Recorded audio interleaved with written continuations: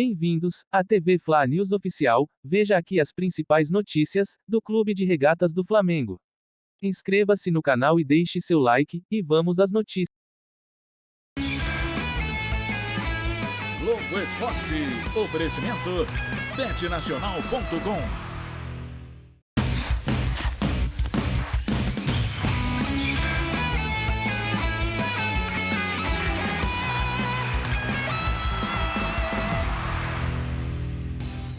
Boa tarde pra você. Daqui a pouquinho tem a primeira vitória do Vasco na Série B. São Januário tava cheio e o Raniel, decidiu mais uma vez, viu?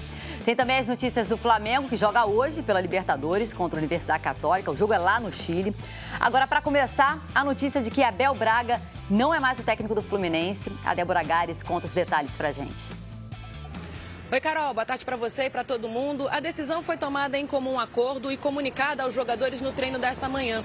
O Abel Braga deixa o Fluminense depois de empatar em 0-0 com o União Santa Fé terça-feira no Maracanã, resultado que acabou complicando a vida do time na Sul-Americana. Vale lembrar que o Abel voltou ao Fluminense no início da temporada para a quarta passagem dele como treinador do clube. Nesse período, comandou o grupo em 26 jogos, obtendo 17 vitórias, 4 empates e 5 derrotas. Foram 35 gols marcados e 15 gols sofridos. E o grupo conquistou a Taça Guanabara e voltou a vencer o Carioca depois de 10 anos. E sobre o Flamengo, o principal rival. Só que na Libertadores, o Fluminense acabou sendo eliminado antes mesmo da fase de grupos.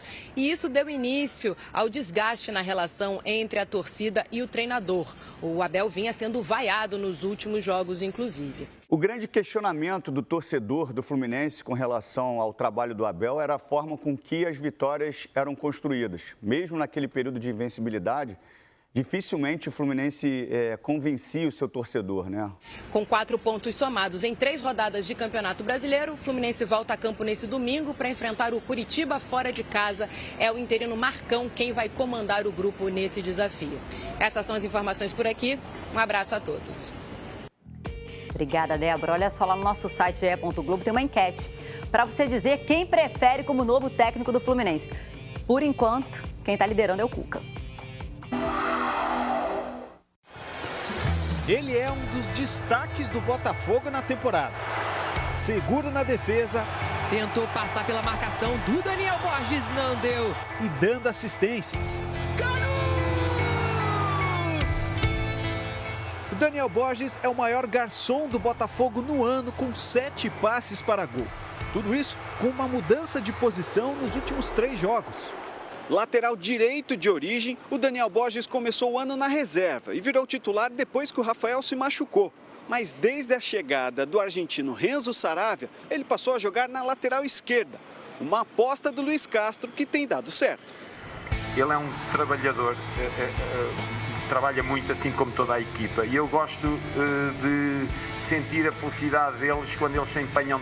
Outro elogio chamou a atenção, o do Maestro Júnior. Um destro que marcou época na lateral esquerda. Eu acho que ele deveria investir nessa lateral esquerda. Eu acho que ele se transforma num jogador de meio campo. Tem tudo para ser um grande lateral esquerdo. No domingo, o Botafogo recebe o Juventude no Newton Santos. Os ingressos estão esgotados. Mais de 35 mil foram vendidos. O Daniel Borges deve ser titular mais uma vez do lado esquerdo. Talvez, tecnicamente, às vezes uma posição diferente, a gente não possa contribuir tanto. Porém, taticamente, a gente pode contribuir bastante, né? E a tendência é evoluir cada vez mais. E hoje o Flamengo enfrenta a Universidade Católica no Chile, pela Libertadores. E é o segundo jogo de uma sequência de 4 partidas fora de casa. 24 nomes. Esses foram os jogadores relacionados pelo técnico Paulo Souza para a partida dessa noite. A lista sempre é divulgada em ordem alfabética. A, de Andreas. B, de Bruno Henrique, que está de volta depois de 3 jogos. Mas é na letra D que vemos uma ausência. Davi Luiz. O zagueiro no sábado contra o Atlético Paranaense ficou no banco e chegou a fazer um aquecimento no intervalo. Mas ontem foi liberado pela diretoria para resolver problemas particulares e não vai enfrentar a Universidade Católica. Em menos de uma semana, 3 jogos, 3 países, 2 competições diferentes. Rubro-negros apertem os cintos. A Mengo Tour vai cruzar a América do Sul. A primeira escala é hoje em Santiago, no Chile. Volta para o Rio de Janeiro e no sábado vai até Teresina, no Piauí. Pela frente, o Altos, na estreia na Copa do Brasil. Novo retorno para casa para, na terça-feira, viajar até Córdoba, na Argentina, jogo contra o Tajeres, pela 4ª rodada da Libertadores.